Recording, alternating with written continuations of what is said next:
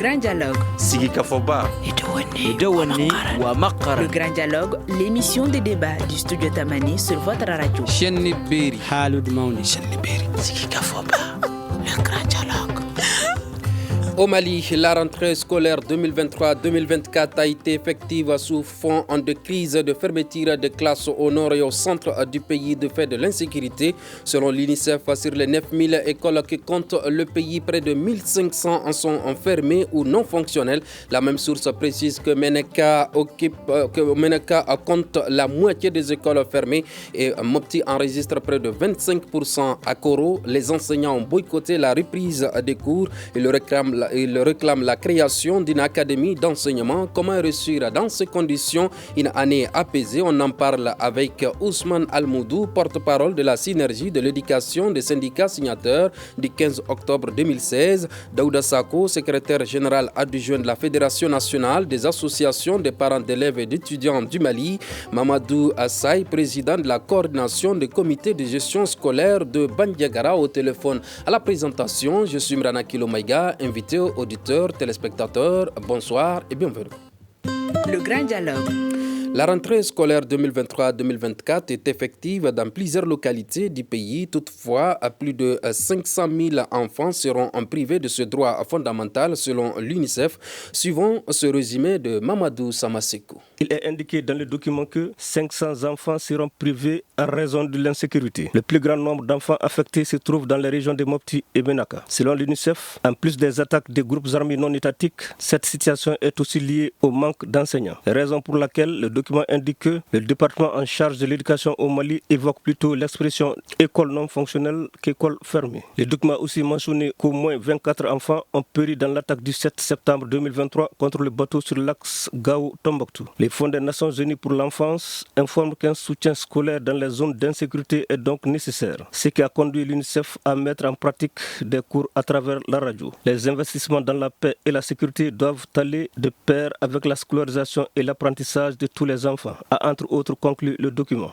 Ousmane Almoudou, dans quelle atmosphère la rentrée des classes s'est déroulée dans le pays? Merci pour l'invitation et bonsoir à tous nos téléspectateurs et auditeurs qui nous suivent. Vous savez, le pays vit des moments difficiles et forcément cette atmosphère se sent sur la rentrée scolaire. Et selon les cas, et selon les endroits et selon les localités, la rentrée diffère. Dans les grandes agglomérations, les grandes villes du centre, du sud, la rentrée s'est bien passée. Maintenant, comme évoqué dans le reportage, dans certaines parties du territoire, on a des difficultés. Les difficultés dues à l'insécurité, ça c'est une réalité. Et je pense aussi le fait qu'on a parlé du manque d'enseignants aussi dans certaines localités. Tout cela concourt effectivement à avoir des contrastes, n'est-ce pas, au niveau de la rentrée dans certaines parties du nord et du centre. Mais globalement, je pense qu'on peut se satisfaire de ce qui s'est passé. Le fait qu'on a pu tenir l'année scolaire 2022-2023 et qu'on puisse faire la rentrée exactement à date échue, c'est-à-dire en octobre, je pense déjà que c'est une prouesse.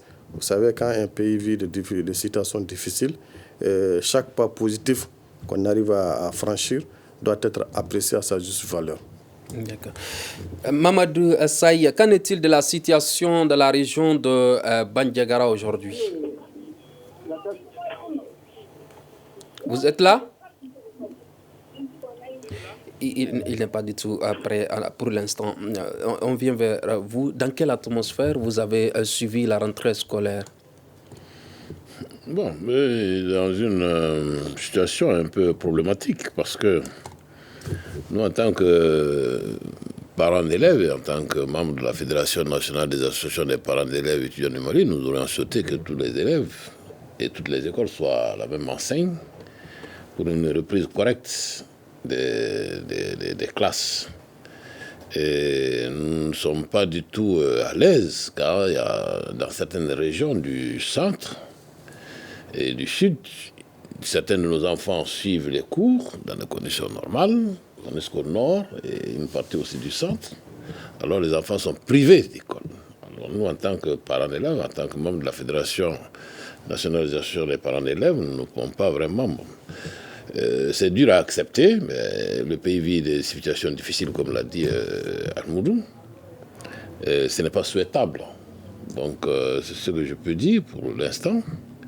Et faire en sorte que des mesures idoines soient prises pour que ceux qui sont privés d'école puissent quand même recevoir un minimum d'acquisition de savoir.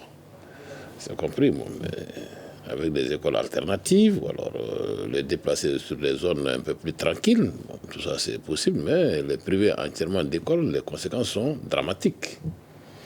Et pour eux, et pour la famille, pour la société, pour le pays. Parce qu'un enfant qui est privé d'école, qui est privé d'instruction, est un danger pour la société. Alors c'est ce qu'il faut éviter, ce que nous devons mettre en tête. C'est pourquoi l'école, pour nous, c'est l'épine dorsale de toute société. C'est à l'école qu'on apprend à vivre, c'est à l'école qu'on se développe. C'est à l'école qu'on mesure ses intentions. C'est à l'école qu'on devient patriote.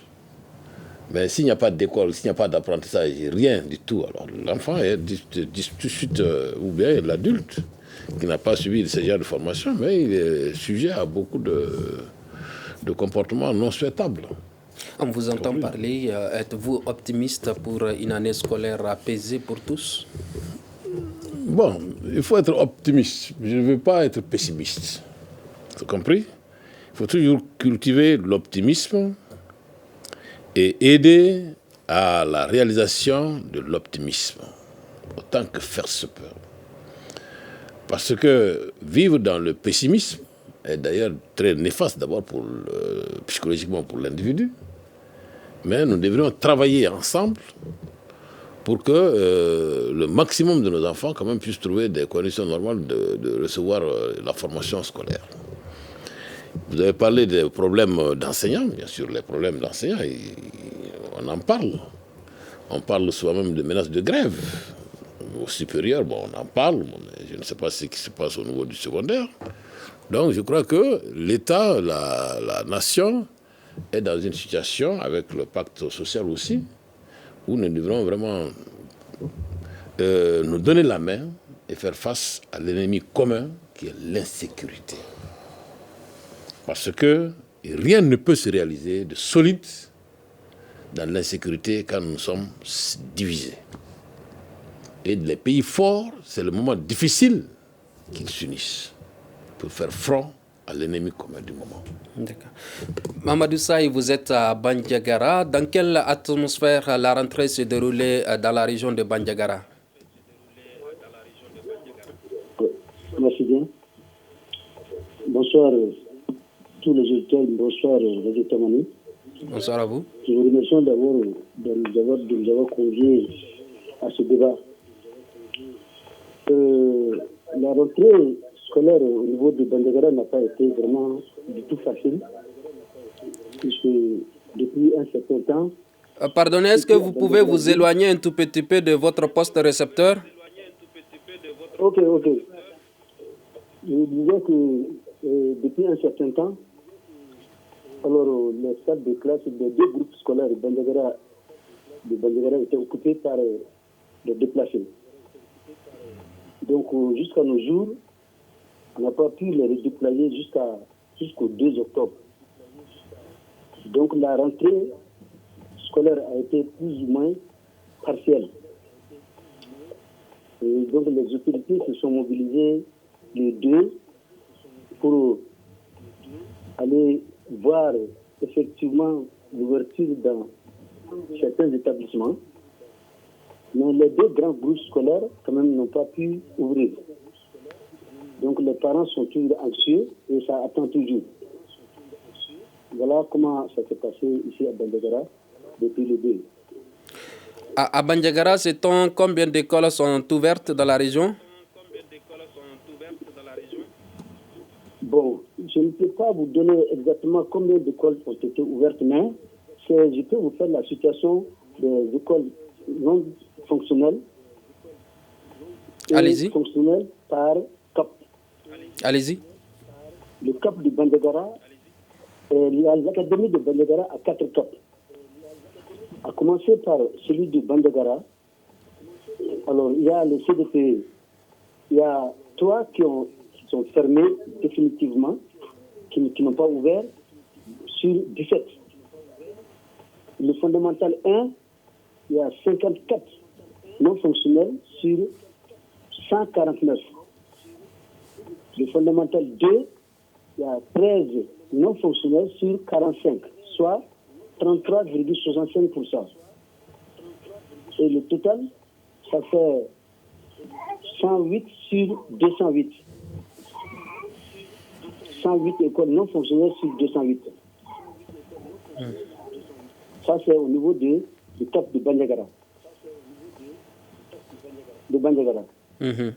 Maintenant, il y a le cap de Bankas. À ce niveau, il y a 9 CDP non fonctionnels sur 25. Au fondamental 1, il y a 92 écoles sur 182. Au fondamental 2, il y a 15 non fonctionnels sur 36, soit 49,16%, sur un total de 116 sur 234. Bon, le cap de Kenge, il y a 0 CDP fermé. Le fondamental 1, il y a 5 non fonctionnels sur 75. Le fondamental 2, il y a 3 non fonctionnels sur 19, soit 7,69%.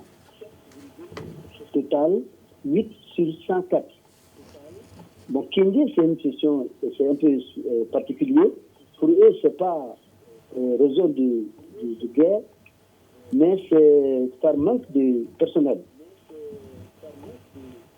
Bon. Maintenant, il y a le cap de Sanga. Le CDP, il y a 0 sur 15, qui se dit tout marche. Au niveau du fondamental 1, il y a 2 écoles sur 62. Fondamental 2, il y a 1 sur 24, soit 2,97%. Total, 3 sur 101. 3 non fonctionnels sur 101. Et enfin, il y a le cap de Sokura, CDP 10 sur 10.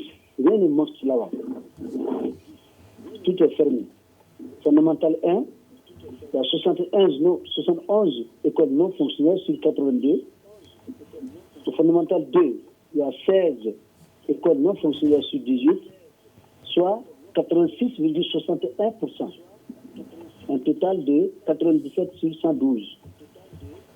Donc, pour résumer, au niveau de l'académie de Bandiagara, le CDP, il y a 22 non fonctionnels. Au fondamental 1, il y a 224 écoles non fonctionnelles. Au fondamental 2, il y a 248 non fonctionnels, soit 294 sur 759, soit 38,75%. Nous sommes en train de vivre cette atrocité ici. Et s'il y a lieu, nous crions de faire tam-tam pour Bandiagara. Voilà ce que j'avais à vous donner comme situation dans un premier temps. D'accord. Ousmane Almoudou. Bon? Oui, c'est bon. Ousmane Almoudou, vous venez d'écouter ce compte-rendu de Mamadou Faye qui parle de plus de 290 écoles fermées dans la région de Bandiagara. Alors, vous représentez le syndicat national des enseignants. À ce jour, est-ce qu'il y a des initiatives en cours pour permettre, en tout cas, à tous les élèves de participer au cours? Vous savez, en écoutant ces chiffres, peut-être on va l'étendre sur les autres régions. Et ça fait mal, parce que l'éducation, quand même, c'est un droit pour tous les enfants de la République. Aucun enfant ne doit être privé de ce droit-là. Donc, même si c'est une seule école qui est fermée, ça veut dire que c'est des enfants qui n'ont pas droit à l'éducation. Et ça, je pense que ça fait mal à tout le monde. L'autre chose que je voudrais, avant de répondre à votre question, les enseignants qui sont dans cette zone de Bandiagara, de Douaza, c'est des enseignants auxquels on doit rendre un hommage. Moi, j'ai été à Bandiagara pendant l'année scolaire dernière, en avril, mars-avril. J'ai vu dans quelles conditions les enseignants travaillent dans ces régions-là. Conditions pas très favorables, l'insécurité grandissante. Mais j'ai retrouvé des enseignants qui sont attachés à leur métier, qui sont attachés aux enfants qui sont en train d'encadrer. Vraiment, je profite pour les saluer et également appeler le gouvernement à avoir une oreille attentive à tous ces enseignants-là qui sont dans ces zones difficiles. Vous savez, les initiatives, le doyen en a parlé. Si les partenaires et le gouvernement peuvent prendre des initiatives pour des cours en ligne, des cours à la radio, pour ne reste qu'occuper les enfants en attendant que la situation se stabilise. Parce que pour l'enseignant n'a pas d'autres solutions. L'enseignant, c'est ce que les politiques proposent. Si les politiques trouvent que tous ces enfants-là qui n'ont pas droit à accès à l'école, on les amène dans un centre sécurisé et que les enseignants viennent le trouver, les enseignants iront le faire. Mais si les enfants doivent rester là-bas et qu'il doit y avoir une alternance avec les nouvelles technologies de communication, les enseignants sont prêts à faire ça.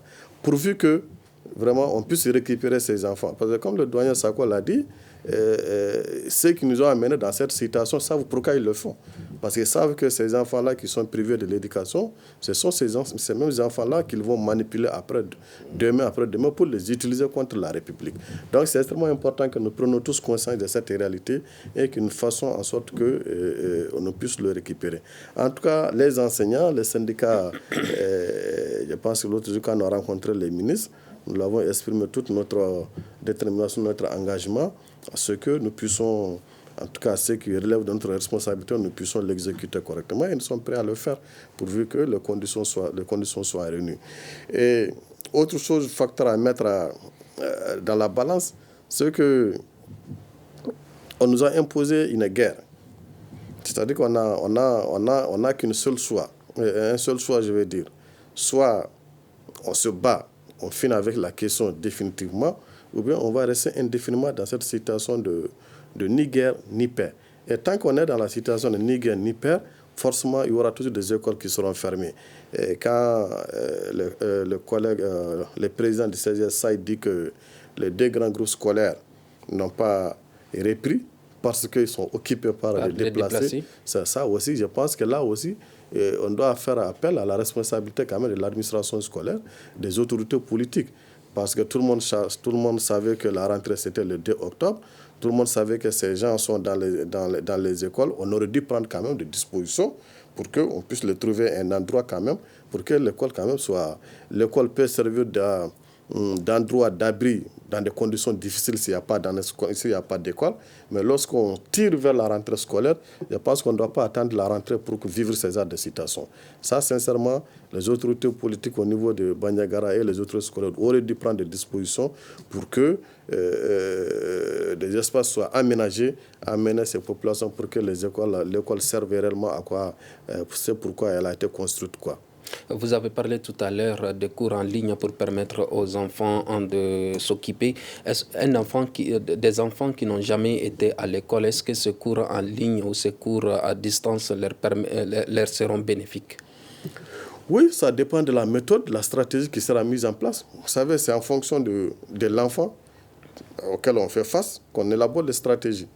Et il est toujours bon d'avoir des contacts avec l'enfant, lui transmettre le minimum que ce soit, que de le laisser à lui seul.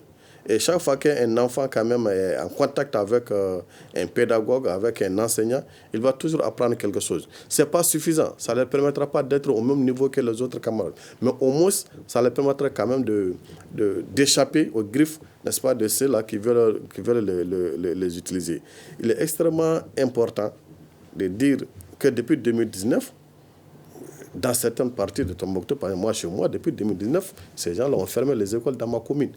Moi, imaginez ce que seraient ces enfants-là, qui ça fait 5 ans, n'ont pas accès à l'école. Demain, après-demain, c'est des gens qui sont facilement manipulables par ces groupes terroristes-là, qui peuvent les transformer à être même leur dire que c'est votre pays, c'est votre république qui a fait que vous êtes dans ces conditions-là, qui n'a pas voulu vous mettre à l'école. Donc c'est vraiment des situations extrêmement compliquées et très sensibles aussi, parce que c'est très difficile de parler de ces choses-là, parce que les responsabilités aussi sont partagées. Les responsabilités aussi sont partagées. Les responsabilités sont partagées. Vous venez d'écouter Mamadou Faye qui disait tout à l'heure que les 2 grands groupes scolaires n'ont pas pu être ouverts du fait de l'occupation de ces établissements par des déplacés. Comment expliquez-vous que d'année en année, les mêmes défis se posent? Bon, moi, les statistiques sont les statistiques, mais en tant que parent d'élève, l'école ne rime pas du tout avec l'insécurité. L'école se fait dans le calme, dans la tranquillité, dans la sérénité, et dans la sécurité, autant pour les enseignants que pour les élèves. Quand il y a l'insécurité à l'école déjà, alors les apprentissages sont faussés. Donc l'école ne se marie pas du tout avec l'insécurité, sous quelque forme que ce soit. Donc, que ce soit 2 écoles ou bien 3 écoles, nous, en tant que parents d'élèves, ce n'est pas ce que nous souhaitons. Nous souhaitons qu'il y ait la sécurité totale, pleine et entière dans toutes les écoles, pour que tous les enfants soient à la même enseigne pour recevoir un enseignement de qualité. Dans des situations difficiles, on peut prendre quelques solutions alternatives, comme il y en a eu. Vous savez, au moment où il y avait la Covid-19, on avait assuré la continuité pédagogique à travers des cours en ligne. Il fallait faire peut-être une évaluation. Et puis, au Mali, vous savez, on est habitué à des situations qui ne sont pas toujours l'école classique. Et les premiers moments de l'indépendance, et même un peu après, il y avait l'école à la radio. L'école à la radio a permis à beaucoup de Maliens d'être alphabétisés.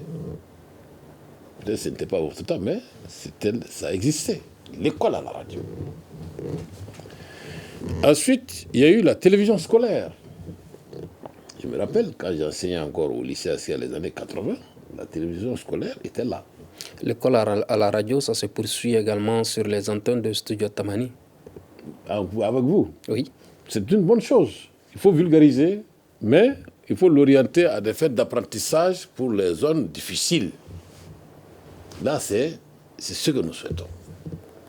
Les zones difficiles, que les zones difficiles quand même puissent recevoir ce genre de formation, ce genre de cours, avec leur niveau pour progresser lentement mais sûrement et non être abandonné. Parce qu'un enfant abandonné qui ne reçoit aucune instruction, comme Almoud l'a dit, c'est un danger. Il est un danger et pour lui, et pour sa famille, et pour la société. Donc, c'est pourquoi il faut toujours assurer un minimum de continuité pédagogique, de formation ou bien d'instruction aux enfants.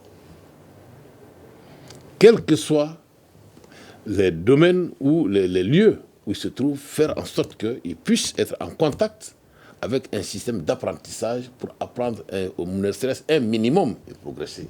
Et sentir qu'il est dans une relation qui est là pour lui faire apprendre quelque chose pour son bien, pour le bien de la société et pour le bien de son pays. Et non l'abandonner comme ça.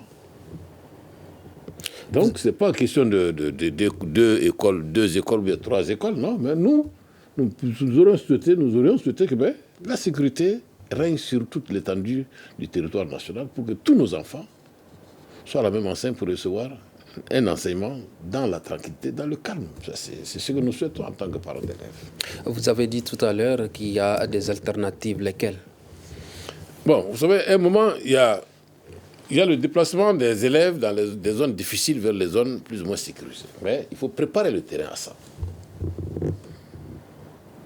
Les zones difficiles, les zones d'insécurité difficiles, alors les enfants scolarisés, il faut les déplacer vers les zones plus sécurisées. Mais je crois que c'est au gouvernorat de Ségou, à la région de Sanoukou, j'ai entendu quelque chose qui c'était intéressant. Les écoles difficiles, et comment ils sont arrivés à les gérer, mais tout ça sont des alternatives. Mais comme Almoud l'a dit, il ne faut pas occuper de manière indéterminée l'espace scolaire comme dortoir ou autre. Donc avant, il faut préparer le terrain pour les recevoir, pour qu'ils puissent avoir où dormir, et le lendemain, bon, ils savent où aller à l'école, pour aller à l'école. Mais l'école, les salles de classe ne peuvent pas être utilisées indéfiniment comme salle de classe et comme dortoir. Mais il faut préparer le terrain. Donc, on les mais, et si vous prenez même l'histoire du Nord, mais il y a des écoles nomades. Il y a des écoles nomades, je ne sais pas si ça existe, où le maître il se déplace avec ses élèves dans le Nord. Vous voyez, donc ce n'est pas toujours des écoles fixes, mais tout ça sont des situations alternatives pour donner un minimum d'instruction à ceux qui en ont réellement besoin. Et l'enfant, s'instruire, lui donner l'instruction nécessaire, c'est son droit le plus absolu. Et nous devrons tout faire pour que cela soit une réalité. Quelles sont les chances pour que ces initiatives, ces alternatives puissent aboutir pour que tous les enfants puissent avoir accès à l'éducation? Bon, nous souhaitons quand même que l'insécurité baisse en intensité. Parce que c'est ça. Quand ça va finir, bon, et ce Dieu le sait. Et le concours des partenaires techniques et financiers peut être aussi utile. C'est compris. Et des appuis sur le plan national aussi ne peuvent être utilisés pour le transport de ces élèves des zones difficiles vers les zones plus tranquilles. Et ça nécessite beaucoup de contributions. Aussi bien contributions au niveau national que contributions au niveau des partenaires techniques et financiers. Donc ce n'est pas toujours facile, mais il n'y a rien d'impossible quand la volonté est là. Mamadou Saï, existe-t-il des initiatives à Bandiagara pour permettre à tous les enfants d'aller à l'école?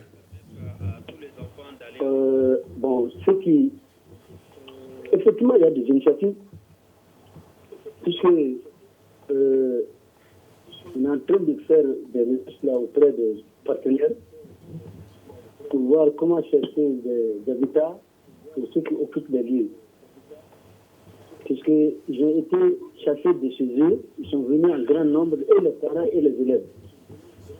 Maintenant, les parents, on est en train de chercher des partenaires pour chercher des habitats. Ensuite, les élèves là, ils seront réservés dans les différentes écoles là. Alors, en attendant de trouver d'autres solutions. Pour le moment, c'est ce qui est envisagé. D'accord. Ousmane Amadou, vous voulez réagir? À la suite du doyen, il a dit que les initiatives, il n'y a pas d'initiative standard. C'est-à-dire qu'il s'agit aujourd'hui pour nous, en fonction des localités, de trouver les solutions adaptables à la localité. Et il a parlé des écoles nomades. Mais aujourd'hui, ça a encore existé, les EQ, les écoles à classe unique. Ça, c'est non seulement pour pallier au manque d'enseignants, mais aussi au manque d'infrastructures. Ça existe. Mais même là, aujourd'hui, avec la situation d'insécurité, il faudrait que l'enseignant qui accepte de jouer ce rôle, et c'est qu'encore il y a des enseignants qui acceptent de le faire, il faudrait que ces enseignants soient sécurisés. Donc ça va amener, comment j'allais dire, une complicité, une conjugaison d'efforts entre différents départements. Non seulement le département de l'éducation qui doit recenser, identifier l'ensemble de ces situations-là, et le ministère de la Sécurité, le ministère de la Défense, afin que les gens qui sont dans ces conditions-là puissent être sécurisés. Aussi, au niveau des partenaires, je pense que le ministère de l'Éducation le fait, mais seulement il le fait avec les enfants qui sont dans les classes d'examen, qu'on fait déplacer dans les grandes villes, on les prend en logement, tout. Bon, c'est bien, mais pour arriver à l'examen, il faut passer par d'autres classes. Je pense qu'il s'agit de trouver des partenaires qui vont aider les départements à ce que l'ensemble des enfants de la première année jusqu'aux classes d'examen puissent être mis dans un endroit sécurisé afin de recevoir. Vous savez, quand un pays est dans une crise, on est obligé de faire une invention d'ingéniosité pour pouvoir au moins maintenir la continuité pédagogique en attendant que la situation se stabilise. Tout le monde est en insécurité. Et je le disais tantôt, j'étais à Bandiagara, j'ai vu les conditions dans lesquelles je sais que plus ou moins, je voulais aller à Bankas, ça m'a été déconseillé de continuer. Donc, mais pourtant, des enseignants sont là-bas.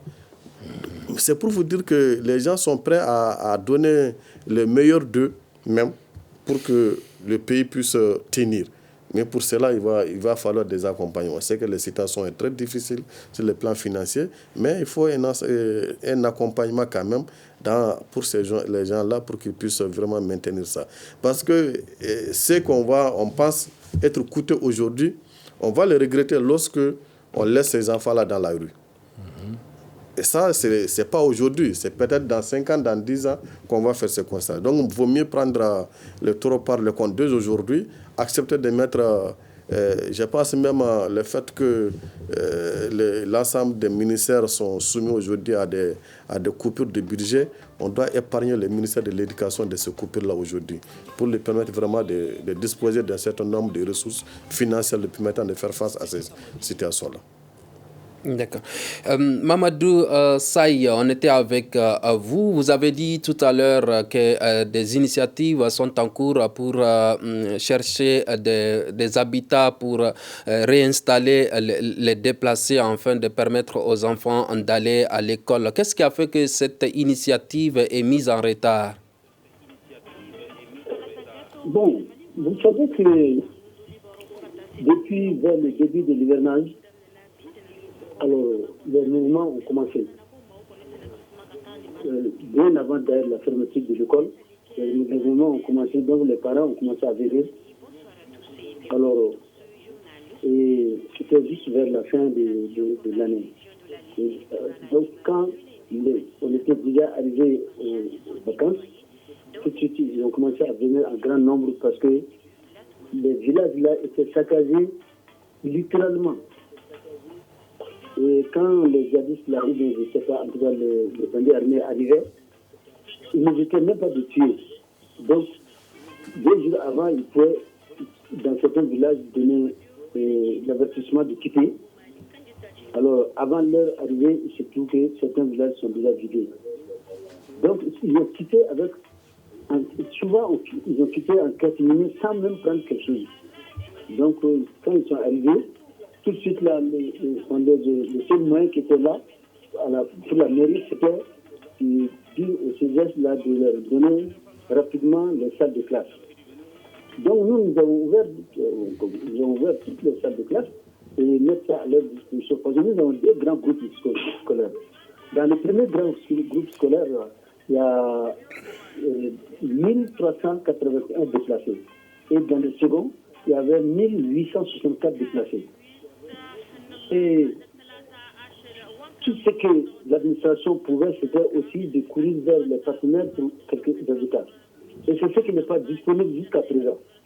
Maintenant, ce qui a fait que c'est parti en retard, là, c'est nous, en tant que CGS, on peut courir vers les partenaires puisque nous, on n'a pas de moyens pour les redéployer. C'était l'administration qui devait quand même s'occuper de ça, mais jusqu'ici, là, ça prend du retard. D'accord. C'est pourquoi, avec l'ouverture du 2, les 2 grands groupes scolaires là, on n'a pas pu accéder puisqu'ils sont encore là. D'accord. Alors, veuillez vous éloigner un tout petit peu de votre poste récepteur. On entend un peu le retour des informations qui se passent actuellement chez vous. Alors, vous avez entamé tout à l'heure, en réagissant à l'intervention de Daouda Sako, comment mettre en œuvre ces initiatives dont il parle pour faciliter une rentrée scolaire pour tous? Bon, c'est ce que je disais. Il faut une conjugaison d'efforts de l'ensemble des acteurs, de l'ensemble de la communauté éducative, et de l'ensemble des partenaires techniques et financiers. Parce que quel qu'en soit ce qu'on dit, c'est des initiatives dont leur exécution demande des coûts. Et ces coûts-là, il n'est pas tout en dit que l'État en dispose. Comme ce que ça vient de dire, ils ont des initiatives, mais pour construire ces logements-là, il leur faut des soutiens. Et ça, je pense que à un niveau national, parce que ça ne doit pas seulement rester au niveau de la région de Bandiagara, ils doivent rapidement saisir aussi le niveau national pour que ce niveau-là intervienne, afin de pouvoir quand même trouver un endroit pour les habitants là et laisser l'école aux enfants. Je pense que c'est extrêmement important. Je pense que chaque action qu'il faut poser, il faut que les différents acteurs, chacun se sente concerné et que chacun joue sa partition. C'est à ce seul prix-là qu'on pourra progressivement minimiser les difficultés. Peut-être qu'on ne pourra pas mettre fin à tout ça tout de suite, mais on minimisera quand même les effets. D'accord. Daouda Sako, quel est le degré d'implication de la Fédération nationale des parents d'élèves et d'étudiants du Mali dans la réouverture des écoles? Nous sommes très souvent en contact avec nos regroupements régionaux et puis même dans les cercles pour voir comment est-ce que la rentrée s'est effectuée. Souvent, en fonction des localités, ça a été un peu difficile, mais dans d'autres localités, ça a été fait dans le calme. Bon, ça, c'est normal parce que c'est la situation que traverse même le pays. Mais avant que je ne l'oublie, je voudrais exprimer une pensée pieuse pour nos collègues, nos camarades enseignants, parce que j'ai été enseignant, je le reste, je suis parent d'élèves. Tout le monde est parent d'élèves, mais tout le monde n'est pas enseignant. Je sais le calvaire qu'ils traversent. Donner des cours, rencontrer les enfants dans l'insécurité, je sais ce que ça coûte à un enseignant. Parce que l'enseignant, l'enfant, c'est son tout, c'est son cœur. Mais quand on quitte les zones tranquilles, sa famille, pour aller dans des zones difficiles comme ça, pour remplir sa tâche, il mérite vraiment du respect. Donc moi, vraiment, sur ce plateau, je le félicite. Et j'exprime vraiment tout mon sentiment de fin d'insécurité dans les zones où ils sont. Donc, ça, c'est un problème national. Quand les écoles sont en difficulté, il faudrait qu'on se donne la main pour trouver la solution la plus efficace. On me parle avec Banyangara, mais je sais que ce n'est pas Banyangara seulement. Il y a le nord, et même vers Ségou. On a fait un débat ici. À Ségou, il y avait beaucoup des écoles qui étaient fermées. Donc, il faudrait qu'il y ait un plan national qui va contribuer à amoindrir, à alléger. Au niveau de l'État, vous êtes certainement en contact avec les autorités scolaires. Est-ce que des dispositions sont prises pour la réouverture des écoles fermées? Bon, il ne faut pas dire que je suis en contact avec les autorités. Moi, je suis... Quand il y a l'occasion de rencontrer quelqu'un qui puisse porter la voix, d'accord, comme vous, pour nous, une autorité, parce que vous constituez un moyen où on se fait entendre de toute la nation. Et je sais que les autorités nous entendent. Donc, qu'il y ait un plan national d'aide ou de contributions nationales à ces écoles qui sont en difficulté et à ces populations qui sont en déplacement. J'ai une pensée pieuse aussi pour ces familles qui se déplacent de localité en localité pour que leurs enfants aient droit à l'instruction. Donc, toute cette communauté éducative a besoin d'un soutien de l'État, de nous tous. Parce que tout ce que chacun peut apporter n'est pas peu. Mais que les uns et les autres soient sensibilisés à cet effort national d'aider nos concitoyens qui sont en difficulté.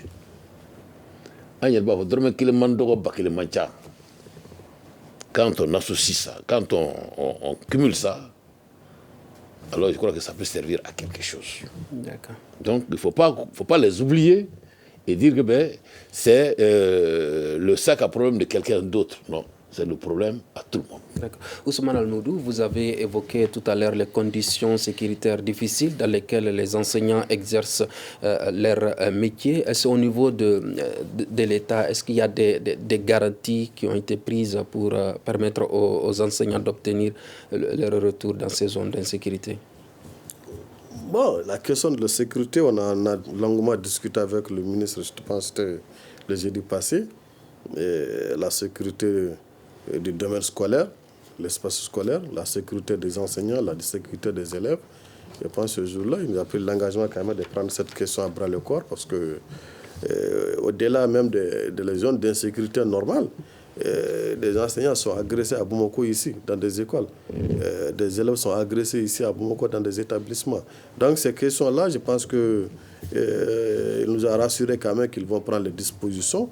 Maintenant, pour le retour, c'est pas des enseignants dans ces zones véritablement d'insécurité, je pense que ça dépasse le cadre spécifique seulement du ministère de l'Éducation nationale. Parce que, certes, la volonté du ministère, c'est quand même d'amener, de redéployer les enseignants pour aller dans ces zones-là. Mais je pense que nous aussi, en tant que syndicat, chaque fois, on les rappelle que, attention, oui, une chose, nous avons envie de dispenser les cours, mais l'autre chose est que nous soyons en sécurité. Donc, souvent, il y a quand même ces tiraillements souvent parce que ça serait très compliqué aussi de dire aux enseignants d'aller dans une où il n'y a aucune présence de forces de sécurité alors que l'enseignant n'étant pas armé, n'a aucun moyen de défense. Donc souvent, on essaie de se comprendre sur ces questions-là. Maintenant, là où tout le monde est convaincu qu'il n'y a pas de problème, que l'enseignant peut travailler sereinement, il n'y a pas de souci pour nous. On encourage nos collègues, nos camarades à y aller. C'est dans cette même perspective que les enseignants signataires du 15 octobre 2016 de Koro ont boycotté hier la rentrée des classes du fondamental au secondaire. Cet arrêt de travail vise à réclamer la création d'une académie d'enseignement à Koro, suivant la réaction de Ali Benyangali, membre de la synergie locale des syndicats de l'éducation de Koro. L'objectif de ce boycott, c'est vraiment de nous faire entendre par les plus hautes autorités qui font la sourde oreille par rapport aux besoins cruciaux de Koro dans le domaine scolaire aujourd'hui, qui est la création d'une académie. Parce que Koro subit une gestion anarchique et vraiment incohérente. Et territorialement, quand on vous dit que vous relevez de Bandiagara, pendant que vos établissements sont gérés par une autre région nommée Douanza, on a subi plusieurs fois des égarements de dossiers, ainsi de suite. Dans la gestion, plutôt, souvent, on ne sait pas à qui s'adresser, à qui adresser une lettre officielle. Rien que pour la création d'une académie à Koro qui va soulager et les enseignants et la population dans le cercle de Koro. Mamadou Saï, quelle lecture faites-vous de cette revendication? Je n'ai pas saisi. Quelle lecture faites-vous de cette revendication des enseignants de Koro? Bon, je peux dire qu'elle est légitime parce que vu les distances qu'il faut parcourir pour couvrir leurs besoins, en ce temps d'insécurité, ce n'est pas très aisé. Donc, s'il y avait possibilité quand même d'ouvrir une académie au niveau de Koro, ça permet de rapprocher quand même les administrés là. Mais au lieu de courir pour aller jusqu'à Douanza ou s'il était lié à Bandegara, je pense que s'ils se gèrent eux-mêmes là-bas, c'est plus facile. D'accord. Voilà comment moi je comprends cette situation. Il nous reste 1 minute 30 secondes à partager ensemble. Ousmane, cette revendication est-elle légitime comme il a dit? C'est une question qui est vraiment importante. On a dû commencer par ça. C'est légitime. Moi, je vous dis, peut-être il y a un vice de forme dans le processus, mais c'est légitime.